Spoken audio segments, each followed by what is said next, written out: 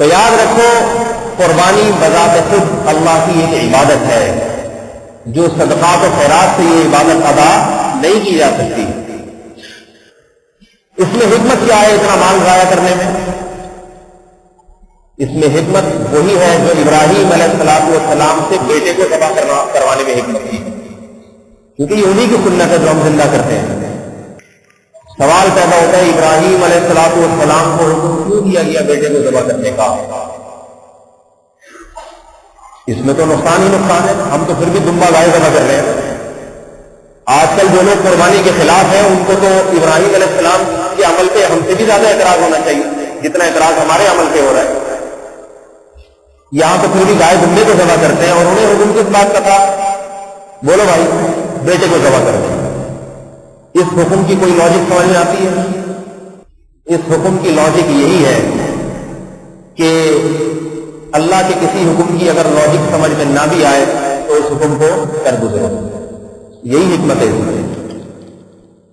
قربانی کے حکم میں سب سے بڑی حکمت یہ ہے کہ اگر اس کی حکمت سمجھ میں نہ بھی آئے تو بھی اللہ کے محبوب بننے کے لیے بغیر سمجھے اس عمل پر اپنے آپ کو ابھارو، اور اللہ کے حکم کی حکمت اگر سمجھ میں نہیں بھی آتی تو اللہ کے حکم کے سامنے اپنے سر کو جھکا لو اور اپنا غلام ہونا اور اللہ کا بندہ ہونا ثابت کر دو۔ غلام حکمتیں نہیں پوچھا کرتا، غلام یہ دیکھتا ہے کہ مجھے حکم کس بات کا دیا جا رہا ہے۔ اگر غلام حکمتیں پوچھنا شروع کر دے اور چونو چرا شروع کر دے تو پھر ایسے غلام سے مالک کو محبت نہیں ہوتی۔ شیطان اور فرشتوں میں یہی فرق ہے۔ شیطان کو اللہ نے حکم دیا آدم کو سجدہ کرو، فرشتوں کو بھی حکم دیا، فرشتوں نے کر لیا، حکمت نہیں پوچھی اللہ سے کیوں۔ شیطان کو حکم دیا، شیطان نے کہا کیوں، اس کی لاجک کیا ہے؟ وائی، انگلش میں، شیطان کو انگلش نہیں آتی تھی ورنہ وائی کہتا۔ شیطان کو حکم دیا، اس نے کیا کیوں بھائی؟ خلقتنی من نار وخلقتہ من طین، تو نے مجھے آگ سے بنایا، اسے مٹی سے۔ اگر تو نے حکم دینا تھا کہ میں اس کو سجدہ کروں تو تو مجھے مٹی سے بنا تھا، اس کو آگ سے بنا تھا۔ اسے جس میٹیریل سے بنایا گیا ہے وہ کمتر ہے، پاؤں میں روندا جاتا ہے، اور مجھے جس میٹیریل سے بنایا گیا وہ اعلیٰ اور برتر ہے، اس میں تپش ہے، اس میں جلال ہے، آگ۔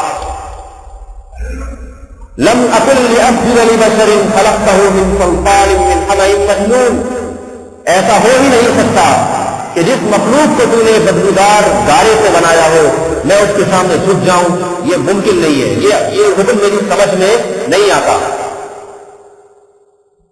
اللہ نے پھر اسے سمجھانے کی کوشش نہیں کی کہ آج شیطان بیٹھ میں تجھے سمجھاتا ہوں، تیری سمجھ میں اس کی حکمت نہیں آ رہی، میں کچھ سمجھاتا ہوں۔ اللہ سمجھا بھی سکتے تھے کہ دیکھ تو اگر آگ سے بنایا ہے تو تجھے بھی تو میں نہیں بنایا، خود سے تھوڑی بنایا۔ ایک چیز بھیک میں ملی ہو، ایک فقیر کو آپ نے کرولا خرید کے دے دی کہ ذرا چکر لگا کے آجا سڑک پہ، اب وہ گاڑی پہ جا رہا ہے، آپ نے اس کو ہاتھ دیا، وہ کہہ رہے نہیں میں نہیں رکتا کیونکہ میں کرولا میں بیٹھا ہوں، تم پیدل ہو، تو آپ کیا کہیں گے یہ کرولا تو نے اپنے پیسوں سے خریدی ہے یا میں نے دی ہے تجھے؟ میں چاہوں تجھ سے لے لوں اور تو پھر دوسری گدھے پہ گھومنا شروع کر دے۔ جو چیز کسی کو بھیک میں ملی ہو اس سے وہ فخر نہیں کیا کرتا۔ ملا نصیر الدین نے ایک دفعہ اپنی قمیض کسی سیاستدان کو پکڑا دی، ٹھیک ہے، مشہور واقعہ ہے، تو ابھی اس کو چھیڑوں گا نہیں، پھر وہ موضوع کہیں اور نکل جائے گا۔ بھیک میں جو چیز انسان کو ملی ہو اس پہ انسان فخر نہیں کرتا۔ اللہ سمجھا سکتے تھے کہ شیطان بیٹھو میں تمہیں سمجھاتا ہوں کہ تمہیں اگر آگ سے بنایا تو میں نے بنایا، تم خود سے تھوڑی بنے، اسے اگر مٹی سے بنایا تو میں نے بنایا۔ دلائل بہت دیے جا سکتے تھے مگر اللہ نے دلائل نہیں۔ اللہ نے ایک بات پوچھی، استکبر کا، کیا تو اپنے آپ کو بڑا سمجھتا ہے اس لیے سجدہ نہیں کر رہا؟ شیطان نے کہا ہاں، خلقتنی من نار، مجھے آگ سے بنایا اور اسے مٹی سے۔ اللہ نے حکمت بیان نہیں کی، فرمایا فخرج منہا انک رجیم، میرے دربار سے نکل جا، آج سے تو میری رحمت سے دور ہو گیا ہے، مردود ہو گیا ہے۔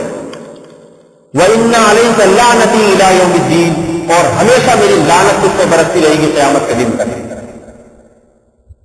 فرشتوں نے سجدہ کیا، اللہ سے حکم کی وجہ نہیں پوچھی، لہذا فرشتے اس وقت بھی اللہ کے مقرب اور آج بھی اللہ کے مقرب۔ جو انسان اللہ کے حکم کے معاملے میں شیطان کے راستے پر چلے گا وہ اللہ کی رحمت سے دور، اور جو فرشتوں کے راستے پر چلے گا وہ اللہ کی رحمت کے قریب ہو جائے گا۔